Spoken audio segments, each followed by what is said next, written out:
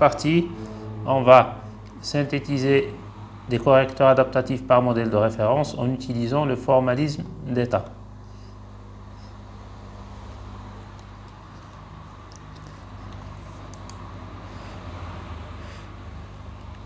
On va prendre un système décrit par sa représentation d'état, x égale ax plus bu, et on souhaite calculer la commande pour suivre le modèle de référence suivant, donné également par sa représentation d'état.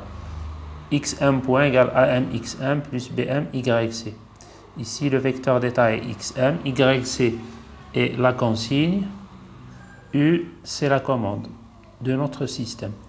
On va utiliser une commande u qui est égale à myc moins lx. Elle est composée de deux termes, un retour d'état moins lx, plus une action proportionnelle sur la consigne myc. Notre objectif est d'obtenir un modèle en boucle fermée qui soit le plus proche possible du modèle de référence. On va calculer notre système en boucle fermée en substituant l'expression de la commande. On va prendre le u et on va le remplacer ici. On va obtenir l'expression suivante après simplification. X point égale à a moins blx plus bm yc. On va appeler cette matrice a moins bl ac de θ et on va appeler cette matrice bm bc de θ. En fait, c'est des matrices qui vont dépendre des coefficients L et des coefficients de M. Ces coefficients, on va les regrouper dans un vecteur θ. Ce sont nos paramètres de réglage. On a fait ce qu'on appelle une paramétrisation de notre loi de commande. Si je retrouve θ, je pourrais retrouver les matrices M et L.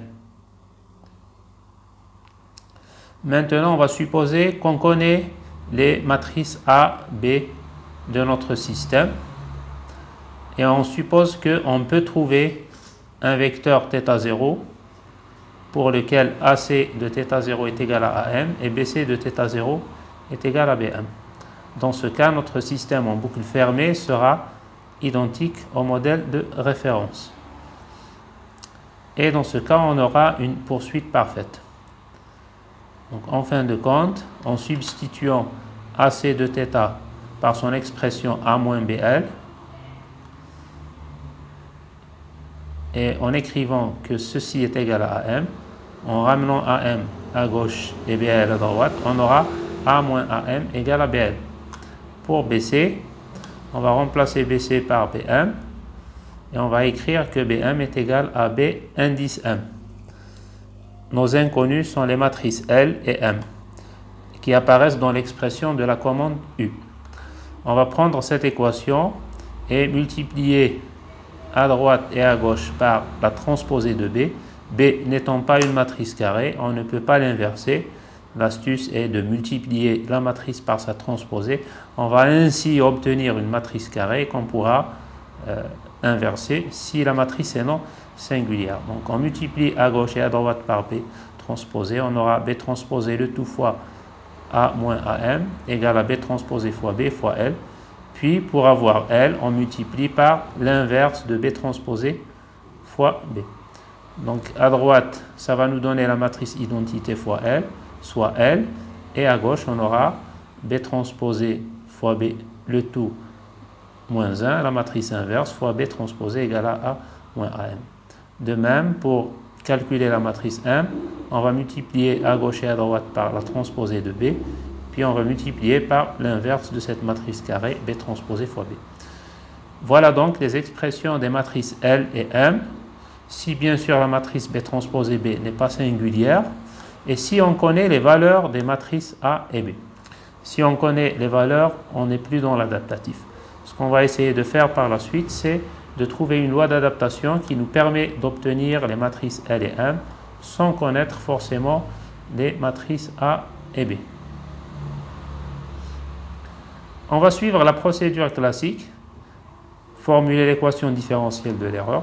Ici, l'erreur n'est pas l'erreur entre la sortie du système et la sortie du modèle de référence, mais l'erreur entre les vecteurs d'état, vu qu'on utilise le formalisme d'état.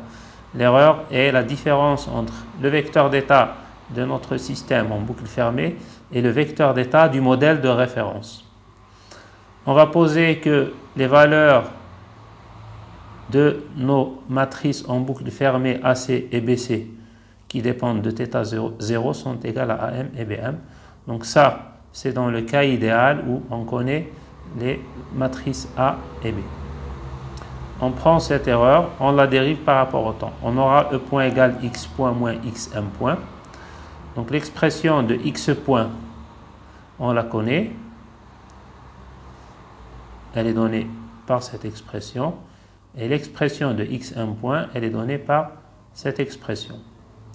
Donc on revient à l'expression de E point. On remplace tous ces termes. Et on va obtenir l'expression suivante. Donc on va rajouter AC de θ et soustraire AC de θ0. Et on va soustraire BC de θ0. Tout ce terme-là, on va l'appeler phi de θ moins θ0. Θ moins θ0 est l'erreur sur le vecteur des paramètres θ.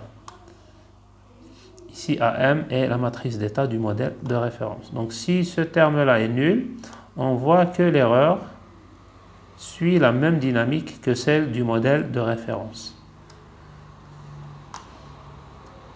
On va maintenant choisir une fonction candidate qui va dépendre à la fois de l'erreur et du vecteur des paramètres.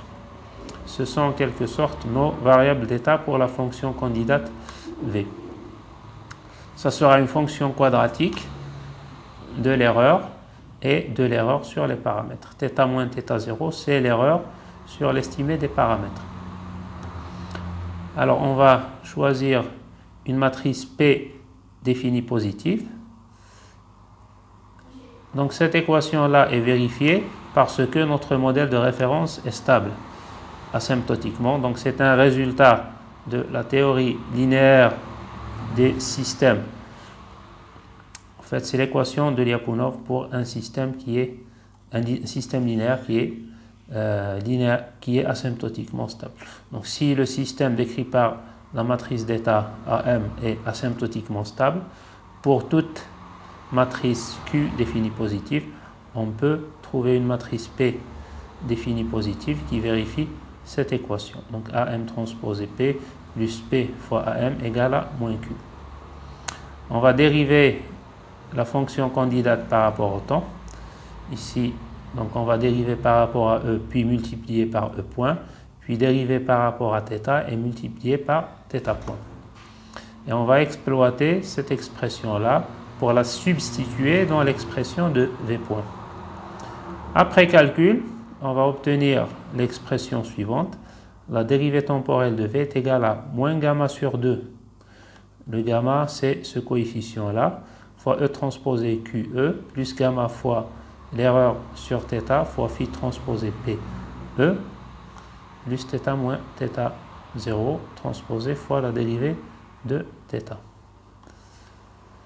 Alors, je rappelle que phi est égal à toute cette expression-là.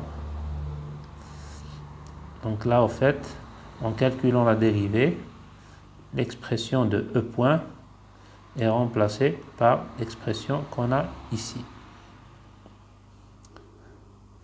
Et comme je l'ai dit, on exploite également cette équation-là. Alors, on va sortir le θ moins θ0 transposé qui est là comme facteur. Donc on aura dθ sur dt et on aura le terme qui reste ici. Donc si je rends dv sur dt égal uniquement à ce terme, on aura un dv sur dt qui est semi-défini négatif. Ce qui nous permet de choisir la dynamique du paramètre θ. On va choisir donc dθ sur dt égale à moins gamma phi transposé PE pour annuler le terme qui est entre parenthèses ici. Et la dynamique du paramètre θ, ou la règle de mise à jour, ou la règle d'adaptation, aura l'expression suivante, dθ sur dt égale moins gamma phi transposé fois P fois E. P est une matrice qu'on a la liberté de choisir, c'est aussi un paramètre de réglage. Et dans ce cas, on aura l'expression suivante pour V point, moins gamma sur 2 E transposé QE, qui est une fonction semi-définie négative. Pourquoi semi-définie? Parce que l'expression de l'erreur de θ n'apparaît pas ici. On va utiliser le théorème qu'on a vu dans la partie sur la stabilité des systèmes non linéaires non autonomes, le théorème de l'erreur bornée, et en utilisant aussi le lemme de Barbalat pour conclure à la continuité uniforme de la dérivée première de V. C'est le même raisonnement qu'on a fait précédemment. On va conclure que l'erreur va converger vers 0. Alors attention, l'erreur converge vers 0, mais on ne peut rien dire pour le reste, concernant le x par exemple. Donc là, on a seulement un résultat sur la convergence de l'erreur vers l'origine. Donc voilà pour la méthode générale. On va maintenant appliquer ça à un système particulier. On va considérer le même exemple qu'on a vu avec la méthode MIT. On va prendre un système linéaire de fonctions de transfert G de S et on va prendre un modèle de référence de fonctions de transfert Gm de S. Donc Gm de S sera égal à une constante K0 fois G de S. Et on va calculer une commande qui va nous donner un système en boucle ouverte. Donc là, il n'y a pas de feedback. La commande dépend seulement de YC. Et θ, c'est le gain de notre correcteur. Alors, le système à commander n'est pas GS, mais K fois GS. K étant une inconnue. Donc là, j'ai oublié de mettre K. Il faut lire K fois GS. Donc, l'erreur de poursuite, E, c'est la sortie du système à commander moins la sortie du modèle de référence. La sortie, c'est la fonction de transfert fois la consigne pour le modèle de référence. Donc la consigne étant égale à YC, on aura donc K0 fois GS fois YC. Donc là, c'est un YC et pas un UC. De même, en remplaçant la commande par θ fois YC et en la multipliant par KGS, on aura K fois GS fois θ fois YC. On va sortir le KGS comme facteur et on aura l'expression suivante en faisant apparaître θ0 qui est égal à K0 sur K. Donc en faisant sortir K, on devra diviser K0 par K pour avoir K une fois qu'on aura donc enlevé les parenthèses. C'est la même expression que celle qu'on a vue dans le premier exemple. Ici, en fait, ça nous donne la valeur du paramètre θ si on connaissait la valeur de K. Mais le K est inconnu, par conséquent, on doit faire de l'adaptatif. On va supposer que AB est une réalisation de la fonction de transfert. Donc, au lieu d'utiliser la fonction de transfert GS, on va utiliser la représentation d'état suivante. Et on aura comme sortie l'erreur qui est égale à C fois une matrice X.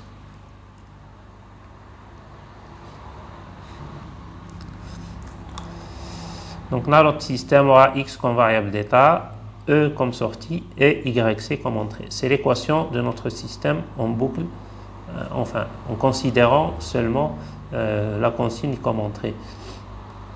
On va supposer que notre système est asymptotiquement stable. Dans ce cas, comme on l'a vu pour l'exemple précédent, pour toute matrice P, on peut trouver une matrice Q telle que A transposé P plus P fois A égale à moins Q. P et Q étant des matrices définies positives.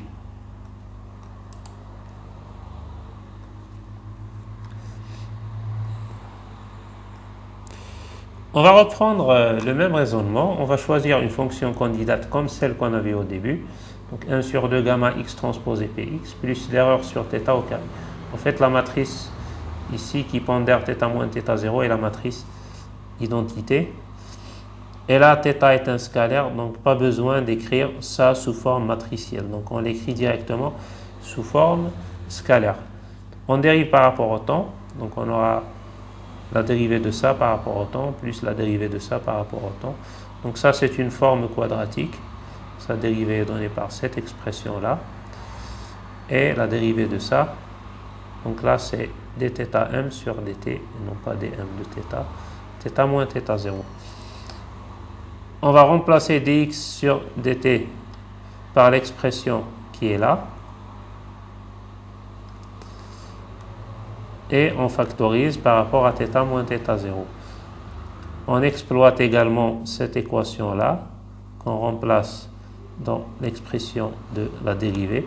Donc on remplace deux choses, on remplace x point et on exploite la relation qu'on a écrite, l'équation de Lyapunov. Après simplification, on obtient l'expression suivante de la dérivée de v par rapport au temps. On a un terme qui est semi-défini négatif et on a un terme factorisé par l'erreur sur le paramètre θ qui dépend de la dynamique ou de la règle de mise à jour de notre paramètre. On va choisir un dθ sur dt qui annule ce terme. On aura donc dθ sur dt égale moins gamma yc p transposé fois px. Et notre dérivée temporelle de v sera seulement égale à ce terme. Tout ce terme s'annulera. On a donc un dv sur dt qui est semi-défini négatif. L'inconvénient de cette règle d'adaptation est qu'elle nécessite la connaissance du vecteur d'état x. Pour y remédier, on va faire un choix convenable de la matrice P. On va choisir P tel que B transposé fois P égale à C. C étant la matrice de sortie, donc au lieu d'utiliser un retour de sortie, on va utiliser un retour d'état, on va utiliser un retour de sortie. Même si l'état x n'est pas mesurable, le y étant mesurable, on peut utiliser ce y. B transposé fois P, si je prends cette équation et que je multiplie à droite par x, j'aurai B transposé P égale Cx égale à E.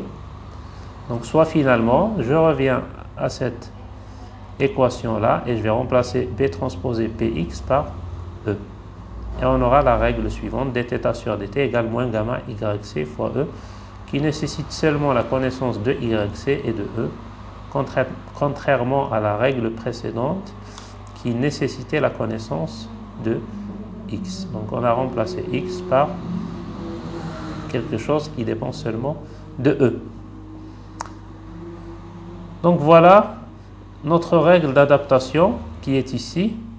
Elle est à comparer avec la règle qu'on a obtenue à la première partie. Cette règle est plus simple puisqu'elle utilise directement YC. Dans la méthode MIT, pour le même problème, on avait un YC qui était multiplié par un filtre du premier ordre. En résumé, cette méthode est plus rapide, mais elle ne filtre pas la présence de bruit ou de perturbation sur le YC. Voilà pour cette partie concernant l'utilisation de la méthode de Lyapunov pour la synthèse de correcteurs adaptatifs par modèle de référence. On termine cet exposé dans la partie suivante par quelques indications sur les applications industrielles de la commande adaptative par modèle de référence.